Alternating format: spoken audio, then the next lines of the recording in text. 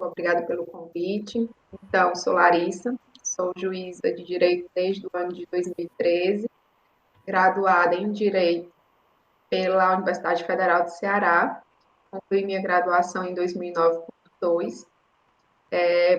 Trabalhei como advogada e com assessoria jurídica por aproximadamente 3 anos, até o meu ingresso na magistratura, que se deu em 2013, em julho de 2013. Como juíza de direito, do Tribunal de Justiça do Estado de Ceará, a gente ingressa como juíza substituta, geralmente em comarcas do interior do estado. Eu ingressei na vara única da comarca de Cariús. De lá eu fui promovida para a segunda vara de Mombaça, depois removida para a vara única da comarca de Lavras da Mangabeira e, por último, promovida em 2018 para a segunda vara criminal da comarca de Juazeiro do Norte, que tinha à época competência criminal comum e de execução penal, e desde julho deste ano que nós estamos com competência privativa de execução penal.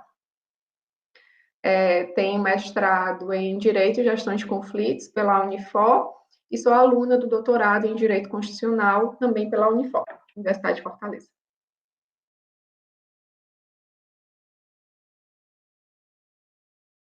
A preparação para concurso ela é uma só, não é? Então, assim, a gente faz aquele estudo mais doutrinário e também um pouco legalista e jurisprudencial, sem ter muita noção da prática jurídica mesmo, apesar de se exigir esses 3 anos de prática, eu falo por mim, pelo menos, né? Eu ingressei com pequena experiência jurídica, né? Eu tinha apenas 3 anos de formada à época e tinha advogado e prestado assessoria jurídica, mas eu nunca tinha atuado nem como assessora de magistrado, nem assistente, então não tinha essa experiência junto à magistratura mesmo. Então, me parece que a nossa preparação ela não é mais adequada, mas é a que nós temos. O concurso da magistratura ele é composto por 5 fases, né? Existe uma prova objetiva, de múltipla escolha, onde geralmente se exige um percentual mínimo, uma nota de corte. Após isso, há uma prova discursiva, que são questões, onde você descreve determinadas matérias.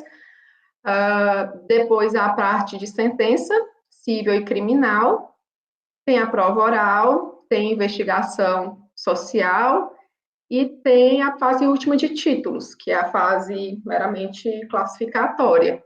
É um concurso um pouco longo, então, geralmente as pessoas não se dedicam a um concurso específico, né? Elas vão fazendo diversos concursos até lograr aprovação naqueles em que elas se sintam felizes, realizadas. Eu, no meu caso, a minha primeira aprovação para ser efetivamente nomeada, eu havia sido aprovada já em outros concursos, mas não havia sido nomeada, para ser nomeada foi o de juíza de direito.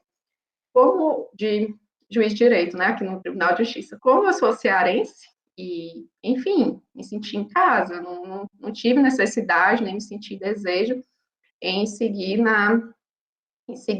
nos estudos para outro concurso. E estou na magistratura desde 2013, sou feliz com o que faço, apesar das dificuldades que nós temos, penso que todos tenham dentro dessas carreiras, e gosto bastante da minha função.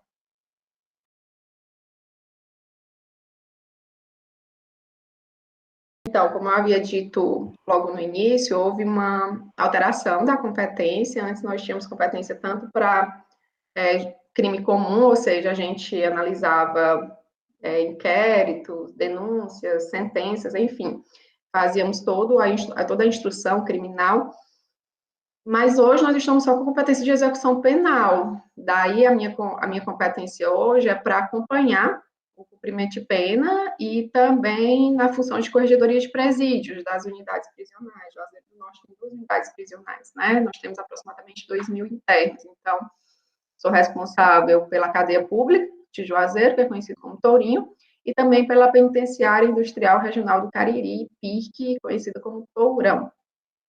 Uma coisa é você ler na doutrina sobre determinada matéria, você estudar como a jurisprudência daquele caso, como os tribunais superiores decidem, e verificar qual a situação, a solução mais adequada. Outra é quando você se vê diante daquela situação específica que você tem que decidir.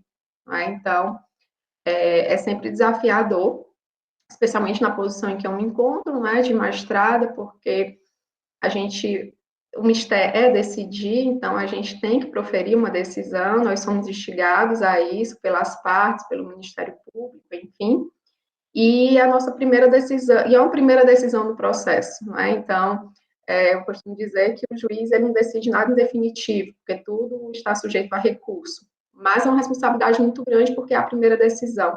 E se nós observarmos o grau, a quantidade de recursos que existem é infinitamente menor do que as decisões, ou seja, apesar de ser uma primeira decisão, ela tem uma possibilidade de se tornar definitiva e transitar em julgado para as partes. Então, é uma responsabilidade muito grande. Eu confesso que quando eu ingressei, eu não tinha noção disso, inclusive porque eu era muito jovem, né? Eu tinha apenas 25 anos quando eu passei no concurso, então era totalmente inexperiente. Hoje, olhando, né, aquela questão do retrovisor, né, eu já faria muita coisa diferente, então eu tenho absoluta convicção de que as minhas primeiras decisões, embora tecnicamente corretas, nem sempre eram as.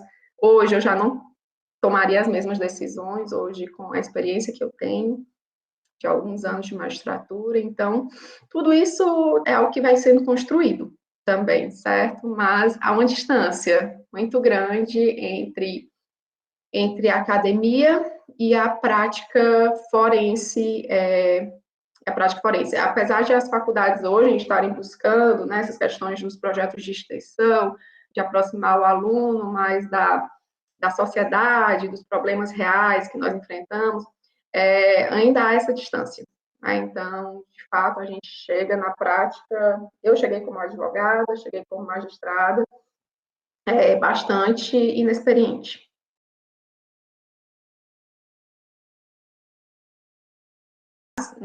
Nas condições normais de temperatura e pressão, lá da química, isso demoraria, sei lá, talvez uma década ou duas, nós nunca saberíamos. O fato é que a pandemia trouxe essa nova forma de lidar com o processo, né? E hoje a gente não tem como voltar atrás. Então, penso que, especialmente a questão da videoconferência para a audiência. Então, tão logo veio a pandemia, eu me lembro que a gente, especialmente lá no tribunal, tínhamos muita discussão no grupo que nós tínhamos de trabalho de videoconferência, de como fazer uma audiência por videoconferência, como vai ser o comportamento das partes, como é que vai assegurar a incomunicabilidade de testemunhas, enfim, todas essas questões. Mas a prática veio e demonstrou que sim, que é possível. Algumas situações, absolutamente não. É preciso, de fato, que estejam no formato presencial, mas a grande maioria sim. Então, hoje mesmo, houve uma chuva muito intensa ontem aqui na região do Cariri, então faltou energia, faltou internet. O fato é que o fórum, até o momento, a internet não foi restabelecida. Eu tinha 20 e poucas audiências para fazer. Aí, se fosse no nosso modo ordinário, normal de viver, seriam 20 audiências que não teriam sido realizadas. E considerando essas novas tecnologias, né, eu consegui realizar todas. Então, eu permaneci na minha residência, onde eu tinha acesso à internet e energia, e eu consegui acessar a sala virtual da minha unidade, os advogados também acessaram, as unidades prisionais acessaram, o Ministério Público, a Defensoria, foi assegurada ampla defesa, o direito ao contraditório, e todas as audiências foram realizadas. Ou seja, teríamos ficado no prejuízo de audiências, pessoas teriam ficado mais tempo no cárcere, e isso não aconteceu graças a essa possibilidade que, penso, não há como retroceder. Não existe um caso, né? Cada caso que a gente pega, eu pelo menos, né? Cada caso que eu sou levada a decidir, embora seja apenas mais um na minha estatística, é o caso da vida daquela pessoa. Então, para mim, eu não tenho esse de um caso específico. A gente procura ter o cuidado e a cautela devida, considerando essa situação peculiar de que para aquela pessoa é o caso da vida dela, é a decisão que ela aguarda. não é? Então, eu não saberia, assim, mesmo buscando aqui pela minha memória alguma situação específica, eu não saberia te dizer. Obviamente que algumas situações de crimes contra a vida, de sessões de júri, é algo que nos marca um pouco mais. Isso na competência criminal. Também é algo bastante marcante quando envolve violência sexual contra crianças e adolescentes.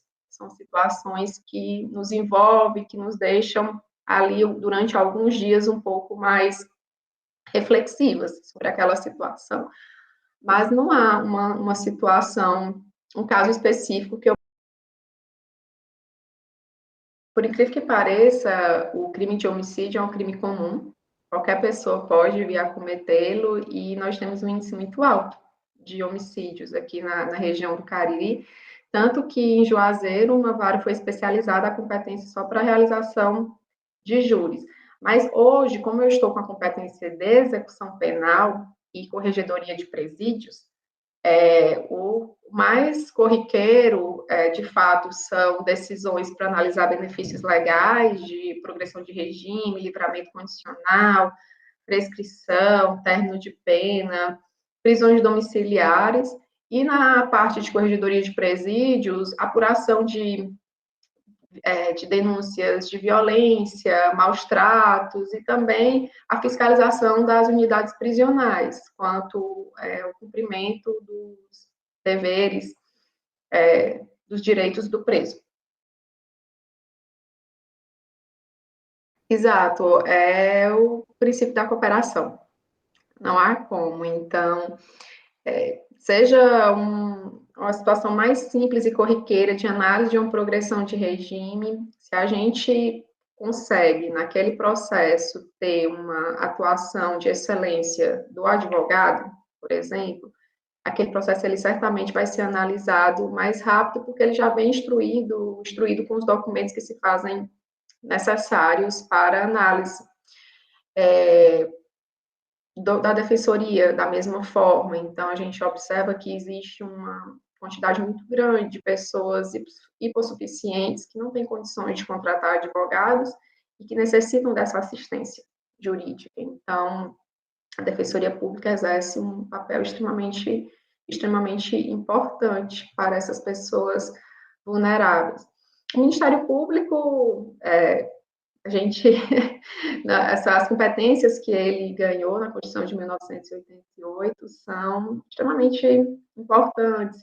Ele atua tanto, muitas vezes, como parte, mas também, quando não, como fiscal da lei. Então, ele emite parecer, avalia se o procedimento está sendo observado, de maneira que, se nós temos uma atuação harmoniosa desses atores, o processo certamente ele tramita de uma forma mais célere também.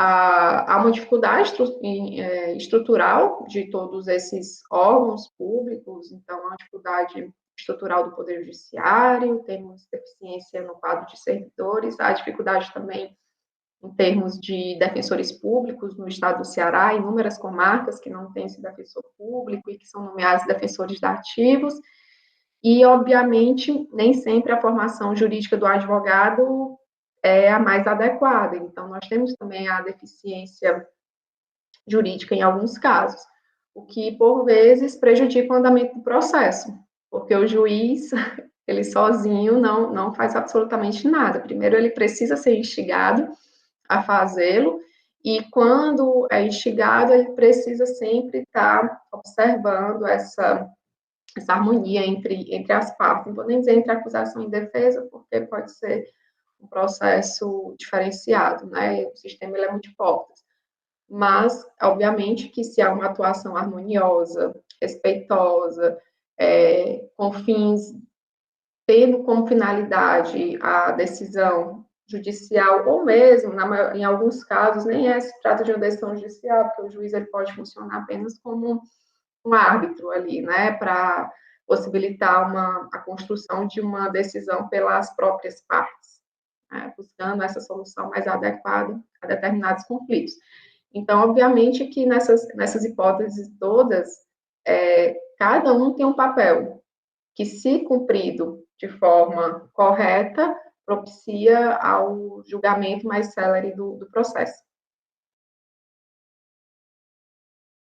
O que eu posso dizer é que não tenham ansiedade, acreditem que essas disciplinas iniciais, elas são extremamente importantes, elas trazem a base filosófica, sociológica, normativa, para que vocês possam futuramente exercerem dentro das funções que, enfim, que venham a exercer, que vocês venham a contribuir para para o julgamento correto de uma determinada lead, ou quem sabe, para que nem haja uma lead, para que possam, né, orientar as partes e possibilitar a construção de outras soluções fora do Poder Judiciário, mas se por acaso chegar ao Judiciário e se fizer necessário, que também os senhores tenham a base teórica é, para a atuação de excelência no processo. Então, a dica é que não tenham ansiedade, compreendam a importância dessas disciplinas. Quando eu terminei o curso de Direito, que eu fui, né, reavaliar, eu pensei, nossa, aquelas disciplinas lá do início, elas deveriam ocorrer lá no final, sabe? Ou então deveria lá no final ter, tipo, eu não sei, algo que nos fizesse rever esses conceitos, porque assim que a gente ingressa, que a gente tem essas disciplinas, né, de introdução à filosofia, introdução à sociologia, TGD, TGP, a gente não tem muita compreensão da importância daquelas matérias e de como aquelas matérias têm reflexo no direito penal 1, no processo civil 1 e 2, no direito do trabalho, etc. A gente só vai ter essa noção lá para o final, quando consolida realmente o conhecimento.